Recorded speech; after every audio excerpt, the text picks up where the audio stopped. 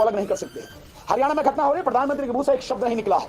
क्या उसे रोका नहीं जा सकता था? नूह में जिस पर्टिकुलर जगह से वो सारी चीजें हुई, वहां पर 3 घंटे तक पुलिस का आता पता नहीं था। जिस समय इस घटना हुई, कहां थी पुलिस?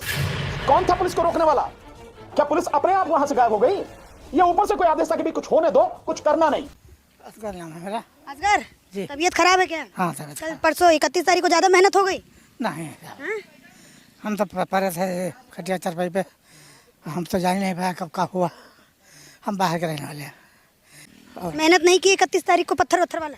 अरे साहब हम क्या जाने पत्थर वत्थर वाला अपने बाहर चले से मजबूर हम कहा जाने। बहुत खुश हैं क्योंकि शेर फिर से सदन में दहाड़ेगा और अब बिना किसी विलंब के सदन के सभापति को उनकी सदस्यता पुनः बहाल कर देनी चाहिए। तो दोस्तों, स्क्रीन पर जिस औरत को देख रहे हो, इसका नाम है अर्चना तिवारी। ये हमेशा मुस्लिम के खिलाफ वीडियो बनाती है, यहाँ तक कि बिना किसी सबूत से मुसलमानों को आरोपी भी बना देती है। गुरुग्राम के अंदर मुसलमानों के साथ जो जुल्म हुआ इसे दिखाई नहीं दिया, मगर जो मुसलमानों के अंदर रह रहे हैं, गुरुग्राम में रह रही है, पत्थर उठाकर कह रही है, वही मुसलमान है जिन्होंने पत्थर मारे थे। एक बुजुर्ग को किस तरह से परेशान कर रहे हैं, आप भी देखिए। क्या नाम हुआ चाचा?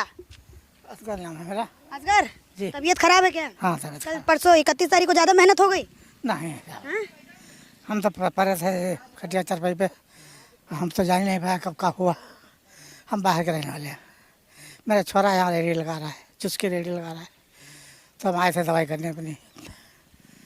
मेहनत नहीं की 31 तारीख को पत्थर वत्थर वाला? अरे साहब हम क्या जाने पत्थर वत्थर वाला अपने बाहर चले से मजबूर हम कहा जाने। आपके छोरे ने मेहनत की क्या? नहीं साहब हम मेहनत, ये गरीब आदमी बाहर के रहने वाले कहाँ ऐसा कर सकते हैं? बाहर कहाँ के रहने वाले? लखनऊ के रहने वाले हैं। लखनऊ। यहाँ कैसे?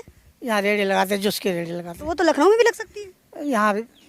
यहाँ लगाते हैं, जब हम मतलब कई साल से लगाते हैं यहाँ। लखनऊ में तो जूस महंगा मिलता है यहाँ से। नहीं फिर साहब वहाँ लगाना चाहिए, वहाँ ज्यादा फायदा होगा। लखनऊ से थे और आगे रहते जिला बहराइच है मेरा, बहराइच। लेकिन कोई आप जानते नहीं होंगे इसलिए लखनऊ बताते हैं। बहराइच हम सब जानते हैं, पूरा यूपी घूमे हैं, 80 लोकसभा। बहराइच के रहने वाले आप मुझे एक बात बताओ काका, आपकी कितनी साल उम्र है? हमारे साहब करीबन 75 के 75? जी।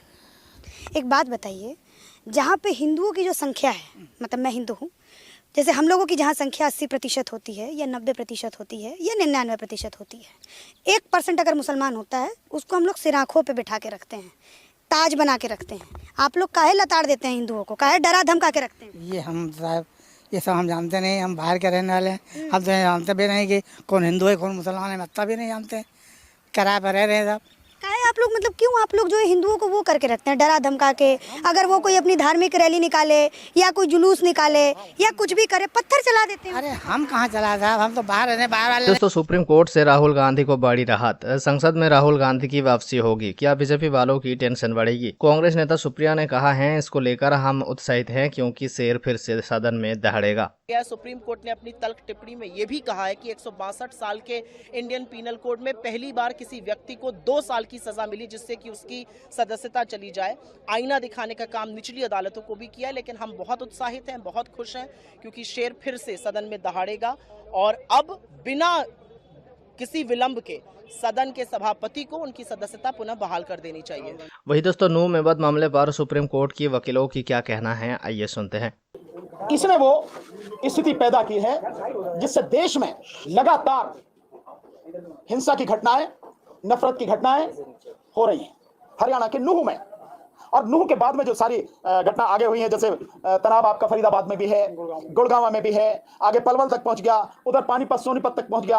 और देखिए मजेदार बात की हरियाणा के कई हिस्सों से, हो सकता है और राज्यों से भी लोग आए हों, जिस यात्रा की वो शुरुआत वहां से कर रहे हैं, जिस यात्रा को निकालने की बात कर रहे हैं, जल चढ़ाने के लिए, उसमें अलग अलग जगह से लोग आए हुए। तो ये जो गंभीर परिस्थिति है, इस परिस्थिति ने वाकई देश को जो है बहुत संकट में डाल दिया है। और आप तीनों राज्य देखेंगे, मणिपुर हो तो, उत्तर प्रदेश हो तो, हरियाणा हो तो, तीनों राज्यों में राज्य सरकारें भाजपा की और केंद्र में है ही सरकार। तो जहां भी ये सब कुछ हो रहा है, हिंसा जो फैलाई जा रही है, मारकाट जो करी जा रही है, नफरत जो फैलाई जा रही है, देश का माहौल खराब करने की जो कोशिश की जा रही है, यही डबल इंजन की सरकार लगातार ये काम कर रही है। और प्रधानमंत्री खुद इन सब में शामिल है, अपने आप को अलग नहीं कर सकते हैं। 90 दिन से प्रधानमंत्री मणिपुर पर कुछ नहीं बोले। क्या हाल हुआ है आप सब जानते हैं। वहां पर हरियाणा में घटना हो रही है, प्रधानमंत्री के मुंह से एक शब्द नहीं निकला है। क्या उसे रोका नहीं जा सकता था? नूह में जिस पर्टिकुलर जगह से वो सारी चीजें हुई, वहां पर 3 घंटे तक पुलिस का आता पता नहीं था। जिस समय इस घटना हुई, तो कहां थी पुलिस? कौन था पुलिस को रोकने वाला? क्या पुलिस अपने आप वहां से गायब हो गई या ऊपर से कोई आदेश था कि भी कुछ होने दो, कुछ करना नहीं? और जो सवाल सामने आ रहे हैं, खुद बीजेपी के सांसद, विधायक और मंत्री ये सवाल उठा रहे हैं कि आप शोभा यात्रा लेके जा रहे हैं, उसमें हथियारों का क्या काम है? हथियार भी अत्याधुनिक हथियार हैं, रिवॉल्वर हैं, पिस्टल हैं, राइफल्स हैं, साथ में तलवार तो आम ही हो गई उनके लिए। ये कैसी शोभा यात्रा है? तो ये जानबूझकर इस देश का माहौल खराब करने के लिए केंद्र सरकार द्वारा, मोदी सरकार द्वारा और राज्यों में भिन्न भिन्न जो बीजेपी की सरकारें हैं उनके द्वारा प्री प्लान ये सब कुछ किया जा रहा है।